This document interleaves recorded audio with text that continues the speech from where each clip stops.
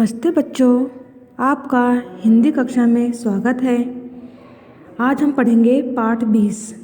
इसका नाम है वीर अब्दुल हमीद।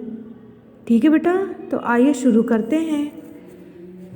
वीर अब्दुल हमीद का जन्म उत्तर प्रदेश के गाजीपुर जिले ग्राम धर्मपुर में हुआ था।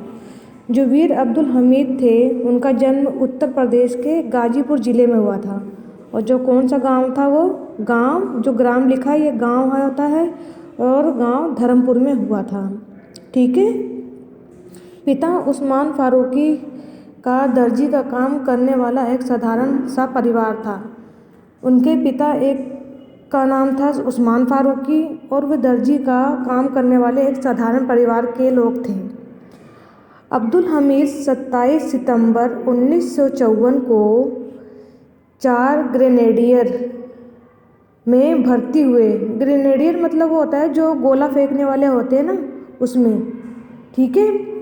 अपने सेवा काल में ये सैन्य सेवा मेडल, समर सेवा मेडल और रक्षा मेडल से सम्मानित हुए। मतलब जब तक इन्होंने अपना कार्य किया तब तक इनको इन सैन्य सेवा मेडल, समर सेवा मेडल और रक्षा मेडल से इनको पुरस्कृत किया गया। जैसे आप पास होते हो आपको मेडल दिया जाता है या फिर प्राइज़ दिए जाते हैं, उस तरीके से अपने कार्यकाल में अपना काम में जो सेवा इन्होंने की देश के लिए। वीर अब्दुल हमीद भारतीय सेना की 4 ग्रेनेडियर में एक सिपाही थे। इन्होंने 1965 के भारत पाक युद्ध के समय खेमकरण सेक्टर के असल उताड़ में लड़ते हुए युद्ध में अद्भुत वीरता का प्रदर्शन करते हुए वीरगति प्राप्त की। इसका अर्थ है कि 1965 के जो भारत पाकिस्तान का युद्ध के समय खेमकरण सेक्टर के उतार चढ़ाव, जो मतलब झूठी चीज़ें से होती थी, तो असलियत नहीं होती थी, उसमें वह लड़ते हुए युद्ध में अद्भुत वीरता के साथ प्रदर्शन उन्होंने किया और वह वीरगति को प्राप्त हुए। इन्हें मरणोपरांत भारत का सर्वोच्च सेना पुरस्कार परम वीर चक्र भी मिला। मतलब अपने सेवा जब की, जब उन्होंने कार्य किया, अपने जब नौकरी जब थी उनकी, तब तो सैन्य सेवा मेडल, समर सेवा मेडल और रक्षा मेडल से सम्मानित किया। लेकिन मरणोपरांत मतलब मरने के बाद भी उन्हें किस से सम्मानित किया गया? सर्वोच्च सेना पुरस्कार से और परमवीर चक्र से उनको सम्मानित किया गया। यह पुरस्कार इस युद्ध जिसमें वे शहीद हुए के समाप्त होने के एक सप्ताह भी पहले 16 सितंबर 1965 को घोषित हुआ था। मतलब ये जब वो जिंदा थे उनके कार्यकाल में ही ये पुरस्कार देने के लिए उनको अनाउंस मतलब घोषित किया हुआ था।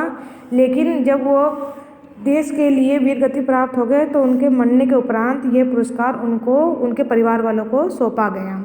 ठीक है। ये देख रहे हैं ना, पिक्चर बनी हुई है यहाँ पे 1965 का युद्ध भारत और पाकिस्तान के बीच जब हुआ था। ठीक है।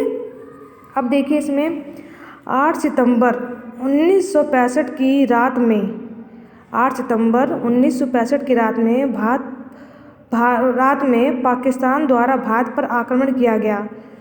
8 सितंबर 1965 को पाकिस्तान ने धोखे से रात में भारत पर आक्रमण कर दिया। इसका उत्तर देने के लिए भारतीय सेना के जवान मुकाबले पर खड़े हो गए। इसका उत्तर देने के लिए जैसे हमारे सैनिक बॉर्डर पर खड़े होते हैं, जब आतंकवादी हमला करते हैं तो हमारे देश के सिपाही उसका जवाब देते हैं ना, उसी तरीके से उस समय भी भारतीय सेना के जवान मुकाबले पर खड़े हो गए। अब आगे देखिए इसमें वीर अब्दुल हमीद पंजाब के तरन जिले के खेमकरण सेक्टर में सेना की अग्रिम पंक्ति पर तैनात थे। जो वीर अब्दुल हमीद थे पंजाब के तरन के ज़िले में, जहाँ पे खेमकरण सेक्टर में सेना मतलब अपने कार्य में वह अग्रिम आगे की लाइन में तैनात थे, खड़े थे। पाकिस्तान ने उस समय अपराजय माने जाने वाले जिसकी पराजय ना हो, ठीक है ना, जिसकी पराजय ना हो, वो चीज़ है अपराजय मतलब, माने जाने वाले अमेरिकन पैटर्न टैंकों के साथ खेमकरण सेक्टर के असल उताड़ गांव पर आक्रमण कर दिया। भारतीय सैनिकों के पास ना तो कोई टैंक था और ना ही कोई बड़ा हथियार था। जो भारतीय सैनिक थे उनके पास ना कोई टैंक था और ना ही कोई बड़ा हथियार था पाकिस्तान सैनिकों से लड़ने के लिए, लेकिन उनके उनके पास था भारत माता की रक्षा के लिए लड़ते हुए मर जाने का साहस। जो हमारे देश के सैनिक होते हैं, अपनी भारत माता, हम क्यों इस यहाँ पे जिंदा हैं? क्योंकि हमारे देश के जो सिपाही हैं बॉर्डर पे खड़े होकर हम लोगों की रक्षा करते हैं। तो भारतीय सैनिक के पास उनसे मरने की, लड़ने की इतनी साहस थी और उनके पास कुछ भी नहीं था, वो साहस ही उनको आगे बढ़ा रहा था। भारतीय सैनिक अपनी साधारण C-303 राइफल, जो भारतीय सैनिक थी अपनी 303 राइफल और LMG, जो राइफल का नाम था, एक तो राइफल का नाम था 303 राइफल और LMG के साथ पैटर्न टैंकों का सामना करने लगे। मतलब कुछ ही हथियार थे और इन हथियारों के साथ वह पाकिस्तान सैनिकों का सामना करने लगे। हवलदार अब्दुल हमीद के पास गन माउंटेन जीप थी, जो पैटर्न टैंकों के सामने मात्र खिलौना भर थी। मतलब उनके पास एक जीप थी छोटी, मतलब जो पैटर्न टैंक थे उनके मात्र एक छोटा सा खिलौना था। ठीक है। वीर अब्दुल हमीद ने अपनी जीप में बैठकर गन से पैटर्न टैंकों के कमज़ोर अंगों पर एकदम सटीक निशाना लगाकर एक एक कर उनको ध्वस्त करना प्रारंभ कर दिया। ठीक है, प्रारंभ कर दिया। मतलब इसका ये मतलब है कि मतलब जो हमारी जैसे कोई चीज़ होती है, हमें उस चीज़ पे निशाना लगाना है जो उस चीज़ को, जो जिस चीज़ से वो बलवान बन रही है, ताकतवर बन रही है, मजबूत बन रही है, उसने उस चीज़ को वहाँ पर निशाना लगाया कि उस चीज़ को कमज़ोर करके हम उसके ऊपर विजय प्राप्त कर सकें। तो उन्होंने, जो वीर अब्दुल हमीद थे, जीप के उन हिस्सों, जो मजबूत हिस्से थे, उन पर निशाना लगाया और उनको कमज़ोर किया कि हम उसको बाद में जाके उस पर हम जीत हासिल कर सकें। ठीक है, और उस तरीके से बाद में उसको ध्वस्त कर सके। उनको ऐसा करते देख अन्य सैनिक का भी साहस बढ़ गया। उन्होंने जब ऐसा कार्य किया तो और लोगों को भी देखकर उनका साहस बढ़ गया और देखते ही देखते पाकिस्तानी फ़ौज में भगदड़ मच गई और देखते ही देखते सारे पाकिस्तान जो फ़ौजी थे वो आगे पीछे भागने लग गए, भगदड़ मच गई। वीर अब्दुल हमीद ने अपनी गन माउंटेन जीप से 7 पाकिस्तानी पैटर्न टैंकों को नष्ट कर दिया। उनकी वो छोटी सी जीप जो थी, उससे उन्होंने कितने टैंक, 7 पाकिस्तानी पैटर्न टैंकों को नष्ट कर दिया, ख़त्म कर दिया। अब आगे देखिए।